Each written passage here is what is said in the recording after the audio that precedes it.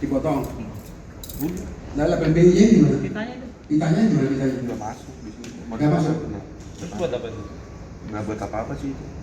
Jajaran Polres Metro Bekasi menggiring komplotan pelaku pengedar uang palsu di Kecamatan Cikarang Utara, Kabupaten Bekasi, Jawa Barat.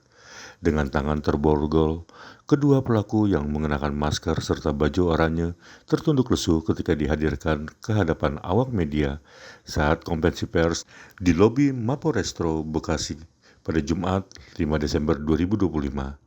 Kapolres Metro Bekasi Kombes Mustafa didampingi Kasat Reskrim AKBP Akta Buwana Putra, Kasih Humas AKP Aliani, dan Kapolsek Cikarang Utara Kompol Tresno memaparkan terkait pengungkapan kasus pengedaran uang palsu tersebut.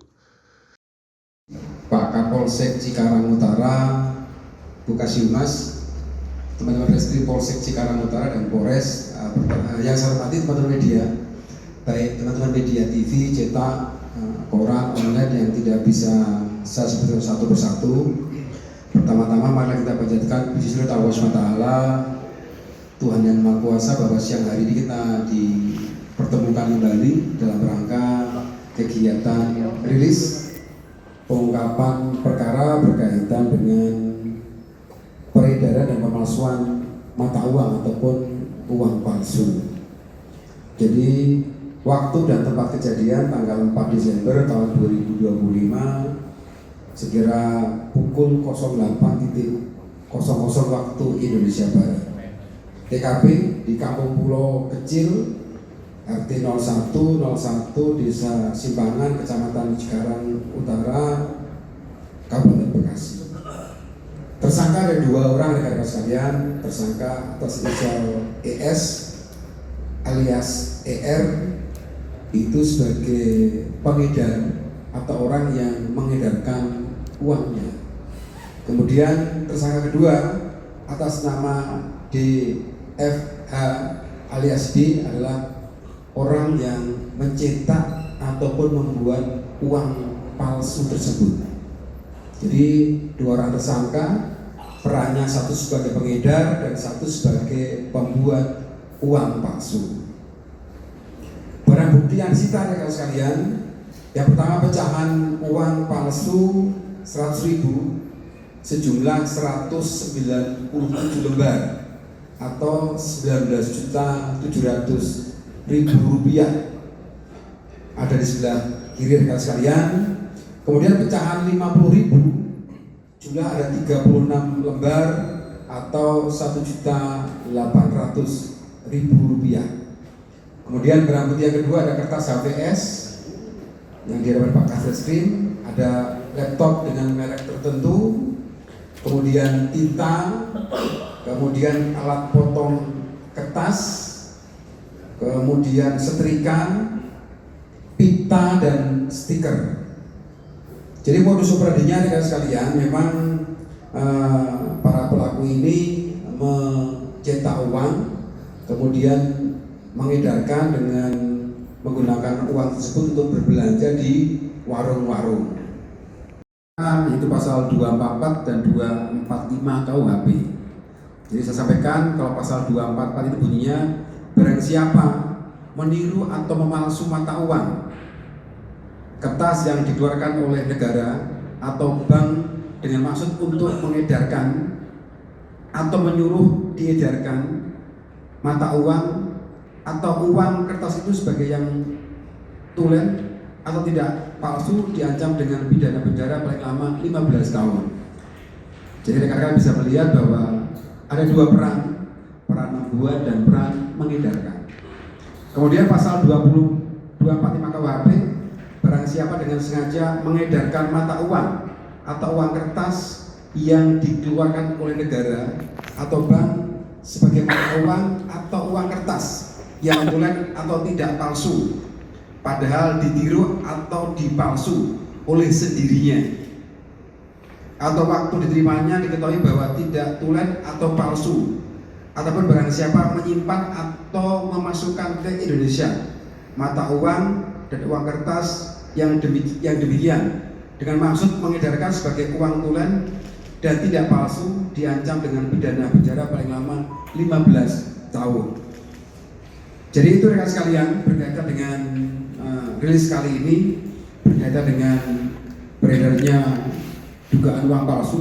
Kami juga akan berkoordinasi dengan saksi ahli Bank Indonesia berkaitan untuk meneliti keabsahan atau keaslian uang yang disita oleh tersangka dan diedarkan oleh rekan tersangka. Mungkin itu rekan sekalian, ada yang dapat kami sampaikan. Kalau pengakuan tersangka sementara kan dia membuat dari bulan Oktober 2025. Kemudian dari mana dia belajar pengakuan tersangka? Pengakuan tersangka menggunakan media YouTube. Dia belajar dari YouTube. Kemudian yang jelas sementara pengakuan tersangka ya mereka hanya bekerja berdua. Nanti akan kita kembangkan dengan cara kami. Apakah ada tersangka yang lain ataukah jumlahnya sudah beredar lebih banyak, ataukah ada orang yang pesan terhadap yang bersangkutan, itu nanti coba kita periksa terhadap tersangka.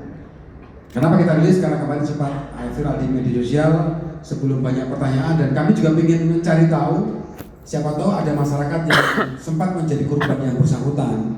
Kalau kita lihat dari peristiwa ini kan sementara korban baru 1 orang, ibu-ibu yang menjual BBM lalu dia menerima uang palsu tersebut. Siapa tahu ada warung-warung, apakah orang menjual bakso dan sebagainya, nanti coba kita kembangkan dengan peristiwa tersebut. Jadi Pak Kapolres, kita sempat rumornya kan ini oknum wartawan ya, karena katanya sebenarnya ada motornya menggunakan plat tes dan ini ada beberapa indikat jurnalis yang di dalam tas ini pelaku ini. Nanti kita coba kita tanya kepada yang bersangkutan. Yang lain ada? Kenapa para pelaku uang palsu ini menyisir UMKM? Kenapa? Makanya dia akan menggunakan uang tidak dengan jumlah tidak cukup banyak. Dengan harapan apa? Kalau orang beli BBM itu kan cepat, bayar langsung jalan. Harapannya sebenarnya itu. Jadi kenapa menyisir warung-warung kecil? Ya kita bisa melihat di warung-warung kecil kan jarang teliti, jarang diperiksa. Tapi kalau kita melihat di beberapa toko, katakanlah toko waralaba, pasti kan diperiksa uangnya dulu. Apalagi uang pecahan yang 100.000 atau 50.000 pasti diperiksa dulu. Nah, kenapa makanya dia memilih warung-warung yang kecil? Harapannya dia selain mendapatkan barang juga mengejar kembalian. Makanya dia pasti akan membeli barang, katakanlah 100.000, dia akan membeli katakanlah hanya 60.000, dia biar kembali 40.000. Kalau dia menggunakan 50.000, pasti dia akan belanja hanya 10.000 ataupun 20.000. Dengan harapan dia dapat kembalian 30.000. Jadi harapannya dia mendapatkan barang, tapi juga mendapatkan pengembalian uang asli. Biarpun juga ada modus membuat uang palsu dengan sistem tukar juga ada. Misalnya 3 beli 1, 300.000 dibeli dengan harga 300.000 uang palsu, dibeli 100.000 uang asli, atau 5:1 itu ada juga. Nanti kita tanyakan kepada tersangka. Dan latar belakang dari pelaku ini seperti apa, dan terus motif pelaku melakukan aksi ini? Kalau pengakuan latar belakangnya ya alasannya karena kebutuhan ekonomi. Alasan yang biasa dia tersangka kalau di hadapan polisi kan pasti alasannya pasti ekonomi, itu saja. Pengangguran atau gimana, Nah? Dia karyawan swasta, dia kerja swasta. Maka tadi kan tidak nyambung alasan ekonomi tapi dia bekerja, ya kan?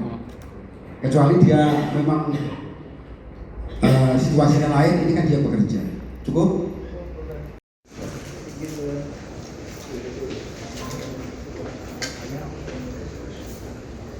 Cukup? Mana?